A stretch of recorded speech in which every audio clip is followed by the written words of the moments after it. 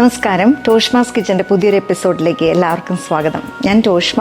ഞാനിന്ന് തയ്യാറാക്കി കാണിക്കുന്ന ഒരു ഓറഞ്ച് മാർമലേഡിൻ്റെ റെസിപ്പിയാണ്. ഇതൊരു സ്പെഷ്യൽ റെസിപ്പിയാണ്. ഇത് തയ്യാറാക്കാൻ എന്തൊക്കെ ചേരുവകൾ വേണം നമുക്ക് നോക്കാം. ഈ ഓറഞ്ച് മാർമലേഡ് തയ്യാറാക്കാനായിട്ട് നമ്മൾ 750 മില്ലി, അതായത് ഏകദേശം 3 കപ്പ് ഓറഞ്ച് ജ്യൂസ് എടുത്തു വെച്ചിട്ടുണ്ട്. പിന്നെ നമുക്ക് പഞ്ചസാര വേണം, അത് 600 ഗ്രാം. പിന്നെ നമുക്ക് ഓറഞ്ചിൻ്റെ തൊലിയുണ്ട്, ആ വെള്ള പോർഷനെല്ലാം നമ്മൾ കളഞ്ഞിട്ട് ഇതൊരു 3 ഓറഞ്ചിൻ്റെ തൊലിയും എടുത്ത് വെച്ചിട്ടുണ്ട്. വാനില എസൻസ് വേണം നമുക്ക് 1 ടീസ്പൂൺ. അതുപോലെ തന്നെ നമുക്ക് കുറച്ച് റം വേണം, അതും 1 ടീസ്പൂൺ തന്നെ മതി. പിന്നെ നാരങ്ങാനീര് വേണം, ഒരു 1 to 2 ടേബിൾ സ്പൂൺ വരെ നമുക്ക് എടുക്കാം.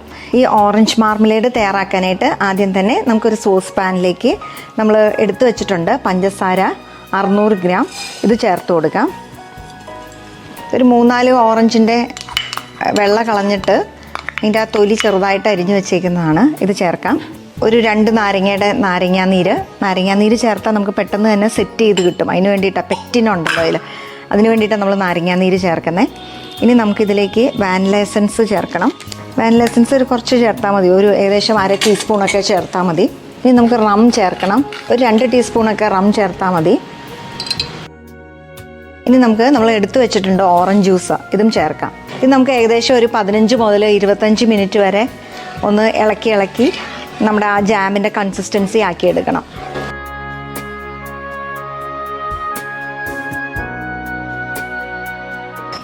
മാർമലേഡ് ഇപ്പം നമ്മൾ ചൂടാക്കാൻ വെച്ചിട്ട് കുറേ സമയമായി, ഏകദേശം ഒരു അരമണിക്കൂറിൽ കൂടുതലായിട്ടുണ്ട്.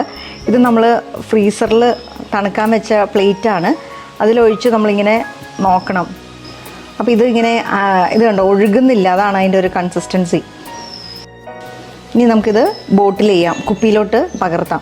നമ്മളൊരു മരത്തിൻ്റെ ട്രേയിലോ വല്ലതും ഈ സ്റ്റെറിലൈസ്ഡ് കുപ്പി വെച്ചിട്ട് അതിൻ്റെ ഉള്ളിലോട്ട് വേണം ഇത് ഒഴിച്ചു കൊടുക്കാനായിട്ട്. അല്ലെങ്കിൽ ഇത് ഭയങ്കര, പിന്നെ ഒരു സ്പൂണും ഇട്ട് കൊടുക്കണം. എന്നാന്ന് വെച്ച് കഴിഞ്ഞാൽ അല്ലെങ്കിൽ ഇത് ഭയങ്കര ചൂടായതുകൊണ്ട് കുപ്പി പൊട്ടാൻ സാധ്യതയുണ്ട്.